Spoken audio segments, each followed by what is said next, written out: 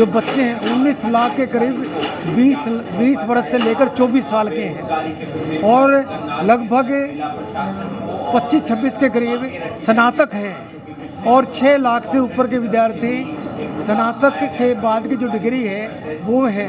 और आम आदमी पार्टी जानी ही जाती है शिक्षा और स्वास्थ्य के लिए, जिसमें आज शिक्षा एक बड़ा मुद्दा है।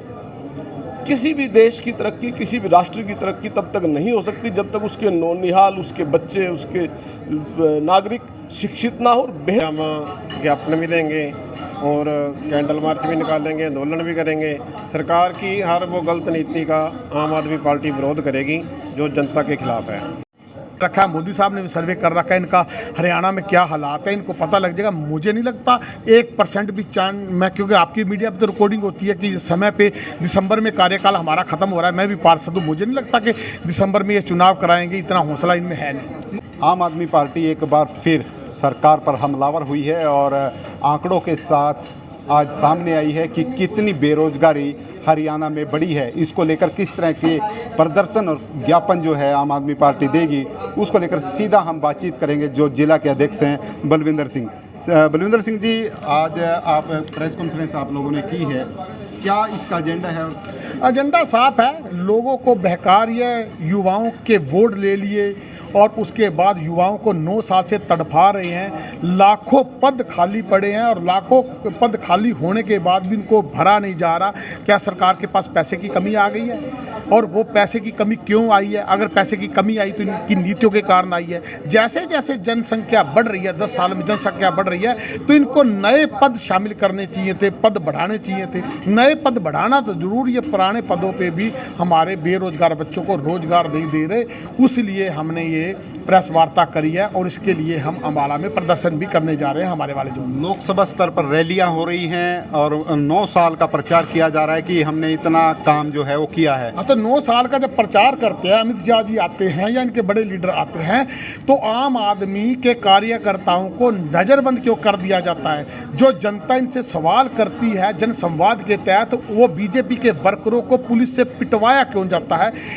ये मन की बात करने की इनकी आदत है, ये वो आदत भूल नहीं सकते जब तक जनता इनको अर्श से फर्श पे नहीं पटकेगी। जनसंवाद की तो बात ही दूर है और ये जो है इनको सब आईना सामने हो जाएगा। और अगर खट्टर साहब, मैं आपको आपके चैनल के माध्यम से आपसे निवेदन करना चाहता हूं कि आप टाइम पे नगर निगम के चुनाव करवाना, आपको सब समझ आ जाएगा। बड़े बड़े पार्कों में बैठ के ये इंटरव्यू देते हैं, उन कॉलोनियों में जाके देखें कि जिनसे आज भी जहां से निकला नहीं जाता। इनके ट्रीटमेंट प्लांट जितने भी हैं 9 साल से शुरू हुए थे, आज तक वो पूरे ही नहीं हुए। जनता को तड़फा दिया, वो जनता आपको जवाब देगी। खट्टर साहब, एक बार घुस के दिखाओ। और अगर आप असली नेता हैं, असली नेता का तो डर ही नहीं होता। लाल बहादुर शास्त्री तो बिना किसी गनमैन के जहाँ मर्जी चले जाते थे, अच्छे अच्छे नेता थे, जहाँ मर्जी चले जाते थे। तो आपको क्या डर है? आप तो कहते हो जी मैं तो संत हूँ, लोग भी आपको प्रमोट करते हैं संत है। नगर निगम में आप बिना पुलिस के जाओ ना जनता के बीच में। ये जनता वही है जिसने आपको 2 बार एक 9 सिखियों को विधायक बनाया और मोदी साहब के आशीर्वाद से एक 9 सिखियों को मुख्यमंत्री बनाया गया। मेरी निवेदन है कि जनता के बीच में सामने बैठे ना, बीच में खाट बिछा के। आपने आशंका जताई कि चुनाव करवाए, आपको लगता है नगर निगम के चुनाव नहीं करवा सकते?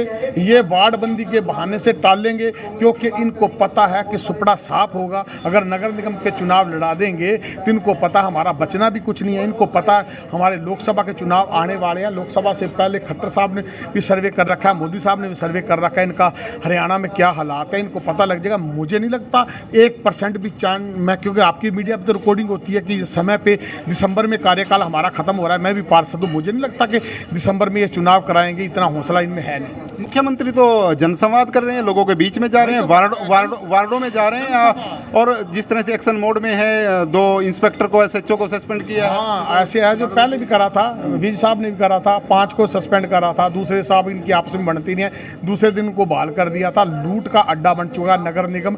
आप ये देखते हैं जितनी भी ये इन्होंने काम करे थे, साइकिल लेके आए कंपनियों के बोर्ड लगाने के लिए, खाने के लिए। जब कंपनियों ने पैसा कमा लिया, साइकिल कहाँ नजर आता है? लाइटें लगाई, 150 करोड़ रुपए की लाइटें आपको कोई नज़र आती हैं कैसे जगती है? लोगों को जाम लगा रखे हैं, इन्होंने कैमरे लगाए, कितने कैमरों में चलान होता है आपने देखा है? आप कभी गाड़ी में जाते हैं, सारे डॉक्यूमेंट्स तो कभी पूरे किसी के होते नहीं है, किसी का चलान आया है, इनके बस की बात ही नहीं है। ये पहले होते थे कि जी जो अधिकारी था वो काम करवाते थे, जो काम की ज़रूरत होती थी उसमें से कमीशन खाते थे। कमीशन तो बड़े पुराने समय से चल रही है, लेकिन अब ये काम करते हैं उस ज़रूरत के हिसाब से काम नहीं करते, वो काम करते हैं जिसमें इनको 150 करोड़ में से 125 करोड़ बचता है। इनको जनता से कोई लेना देना नहीं है। अगर इन्होंने काम करवा रखे सीएम साहब ने तो बिना पुलिस प्रोडक्शन के, अपना शहर है, अपनी जनता जिन्होंने 2 बार विधायक बनाया, खाट बिछाई, बीच में बैठे, कहते क्या गिला शिकवा है, और सभी कैमरे सामने होने चाहिए, उसके अनुसार काम होना। अगला कार्यक्रम क्या है? आप ज्ञापन देने जा रहे हैं, प्रदर्शन करने जा रहे हैं? हाँ जी, ज्ञापन भी कर देंगे, प्रदर्शन भी करेंगे। और आम आदमी पार्टी लगातार से प्रदर्शन करती आ रही है, जो कांग्रेस को 9 साल पहले करना चाहिए था। जो ये 28 तारीख को ज्ञापन सौंपेंगे और उसके बाद 29 तारीख को हम अम्बाला में अपने जोन का प्रदर्शन करेंगे। और दूसरी बात है, ये जो पहली सरकारें हैं ये बोली नहीं है, हुड्डा साहब जोन से है वो ईडी के सीबीआई के डर के कारण इनके सामने बोले नहीं, तभी तो सभी नेता अंदर चले गए जिन्होंने कोई विरोध किया नहीं है, जिन्होंने कोई भ्रष्टाचार नहीं किया। तो उनका आधार क्या हो? ज्ञापन का बेरोजगारी को लेकर है, बेरोजगारी दूरी करें।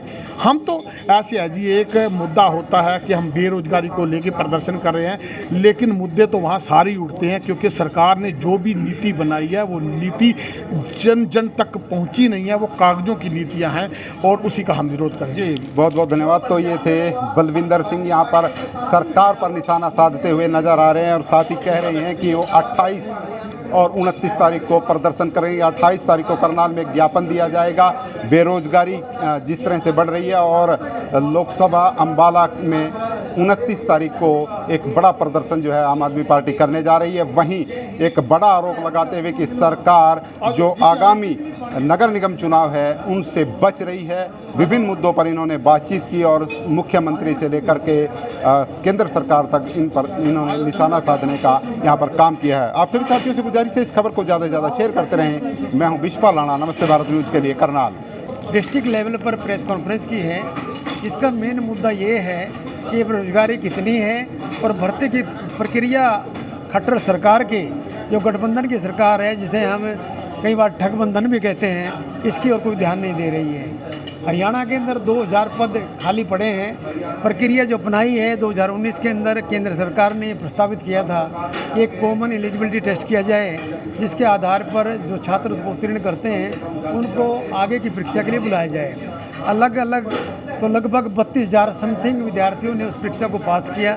पात्रता परीक्षा थी, इन्होंने ये अनिवार्य कर दिया कि जो विद्यार्थी इंटरव्यू देने आएंगे या मेन परीक्षा देंगे वो केवल टोटल का 4 गुना होगा। यानी 1000 पद निकले हैं तो 4000 लोग विद्यार्थी अभ्यर्थी वो एग्ज़ाम देंगे। परंतु उसने क्या किया, जो केंद्र है यूपीएससी एसएससी है जो इससे बड़े हैं, वहाँ पर 10 गुना बुलाया जाता है। अगर 10 गुना बुलाया जाए तो 4000 को बुलाया जाएगा। अगर इनकी प्रक्रिया ये जारी रही तो केवल ऊपर के जो 4, 5, 6, 7 हज़ार विद्यार्थी हैं उन्हीं में घूमती रहेगी और बाकी के जो विद्यार्थी पात्रता योग्यता परीक्षा को पास करते हैं मेन एग्ज़ाम से इंटरव्यू से वंचित रहेंगे, उनका सिलेक्शन नहीं हो पाएगा। और सबसे बड़ी बात क्या है कि शिक्षा जगत के बारे में आप जानते हैं, स्कूल बंद कर रहे हैं। आपने एक आंकड़ा प्रस्तुत किया है आज कि कितने ग्रेजुएट बेरोजगार हैं, कितने पोस्ट ग्रेजुएट हैं, ये कैसे आंकड़ा आपके सामने है? और ये नहीं, ये सरकारी वेबसाइट से लिया गया आंकड़ा है, ये गलत नहीं है। एक सेंटर है centre for monitoring of Indian economy, उस सेंटर की रिपोर्ट है कि 37.4% बेरोजगारी है और हरियाणा जो है पूरे हिंदुस्तान में फर्स्ट है। बेरोजगारी में, महंगाई में प्रथम स्थान प्राप्त है। जो कहते थे कि हरियाणा दूध दही का खाना, उसके अंदर इस प्रकार के जो लोग हैं, जो बच्चे हैं 19 लाख के करीब 20 वर्ष से लेकर 24 साल के हैं और लगभग 25-26 के करीब स्नातक हैं और 6 लाख से ऊपर के विद्यार्थी स्नातक के बाद की जो डिग्री है वो है। और सरकार क्या चाहती है कि भर्ती ना करनी पड़े और हाई कोर्ट में केस चला जाए, वहाँ पर ये लटका रहे और विद्यार्थी अपने घर बैठे रहें। सरकार के नकारात्मक जो तरीका है वो गलत है। सरकार को 10% नहीं 10 गुना अभ्यर्थी बुलाने चाहिए मेन एग्ज़ाम के लिए, ताकि इन लोगों ने जिन्होंने पात्रता एग्ज़ाम पास किए हैं उनको मौका मिल सके, और अगर मौका नहीं मिलेगा 2 साल के बाद ये पात्रता जो एग्ज़ाम है इसकी वैलिडिटी जिसे कहते हैं वो समाप्त हो जाएगी। पार्टी कोई राजनीतिक पार्टी नहीं है, ये देशभक्तों की टोली है और राष्ट्रभक्ति के लिए हम काम करते हैं। उसी बात को ध्यान में रखते हुए हमारा ये प्रयत्न होता है कि हम वही काम करें जो राष्ट्र हित में हो। विपक्षी एकता की बात करते हैं, और जब अध्यादेश जारी किया है, देखिए सुप्रीम कोर्ट ने निर्णय किया कि नौकरियों के तबादले लगाने हटाने किसके हाथ में है, दिल्ली की सरकार में। उसको रद्द करने के लिए ऑर्डिनेंस निकाल दिया कि नहीं ये केंद्र के हाथ में रहेगा। जब सुप्रीम कोर्ट कहता है तो केंद्र की सरकार मानते नहीं, एक विरोधाभास पैदा हो चुका है। तो हम एक जन संवाद के द्वारा ये प्रचार प्रसार करते हैं कि भाई आम आदमी पार्टी की बात को माना जाए। सेक्रेटरी हैं रणदीप राणा जमालपुर, उनसे जानने का प्रयास करेंगे कि किस तरह का एक कार्यक्रम वो कर रहे हैं। जी नमस्ते भारत के दर्शकों को मेरा नमस्कार। आज विषय बेरोजगारी और शिक्षा पे है, जिसके आंकड़े हम अभी प्रेस कॉन्फ्रेंस में सभी बता चुके हैं, लेकिन मैं कुछ चीज़ें आप लोगों को बताना चाहता हूँ। आम आदमी पार्टी जानी ही जाती है शिक्षा और स्वास्थ्य के लिए, जिसमें आज शिक्षा एक बड़ा मुद्दा है। किसी भी देश की तरक्की, किसी भी राष्ट्र की तरक्की तब तक नहीं हो सकती जब तक उसके नौनिहाल, उसके बच्चे, उसके नागरिक शिक्षित ना हो और बेहतरीन शिक्षित ना हो। और आम आदमी पार्टी जानी ही जाती शिक्षा के लिए है। तो आम आदमी पार्टी ने हमेशा शिक्षा स्वास्थ्य की बात की है, लेकिन हरियाणा में मैं सोच के सुन के बड़ा हैरान होता हूँ। मैंने हमारे हरियाणा के शिक्षा मंत्री की 2-3 बाइट पंचकुला में सुनी है। एक में एक बच्ची उनसे इंग्लिश में कोई सवाल पूछ रही है, वो जवाब नहीं दे पा रहे हैं। दूसरे में वो खुद मान रहे हैं। जब शिक्षा मंत्री खुद ये माने कि हमारे पास अध्यापकों की कमी है और अगली बार हम अध्यापकों की कमी पूरी कर देंगे, कहीं से इंपोर्ट करने हैं क्या माननीय शिक्षा मंत्री जी? मैं सवाल करना चाहूँगा, कहीं से बनवा के मंगाने हैं क्या? आप वैकेंसी निकालिए। बेरोजगारी पे हम आज खड़े बात कर रहे हैं और लड़के तैयार बैठे हैं स्कूलों में ज्वाइन करने के लिए। तो आप वैकेंसी निकालिए और जो बच्चे जिनके पास जो शिक्षा की कमी से जूझ रहे हैं, शिक्षकों की कमी से, उनको आप एक मौका दीजिए, वो पढ़े और ये प्रदेश आगे बढ़े। लेकिन वो बड़े फख्र से कह रहे हैं कि हमारे पास 9 साल में अभी भी शिक्षा की कमी है। अभी भी साइंस का जो हम स्टफ बनाएंगे, 14 की स्कूलों पर 1 बनाएंगे। 14 स्कूलों का मतलब है 3 गाँव में 1 स्कूल हो गया, तो 42 स्कूलों पर 1 शिक्षा का साइंस का बनाएंगे। तो आप ये देखो कि साइंस का बच्चा जो एक गांव में है वो नहीं जा सकता 10 किलोमीटर 20 किलोमीटर, कैसे जाएगा? जी किसके लिए इकट्ठे हुए? आज जो सरकार की गलत नीतियां हैं, बेरोजगारी के ऊपर, भ्रष्टाचार के ऊपर, जो दिन ब दिन बेरोजगारी बढ़ रही है, युवा नशों की तरफ जा रहे हैं, इन मुद्दों के ऊपर आज प्रेस कॉन्फ्रेंस की गई है। आगे हम ज्ञापन भी देंगे और कैंडल मार्च भी निकालेंगे, आंदोलन भी करेंगे।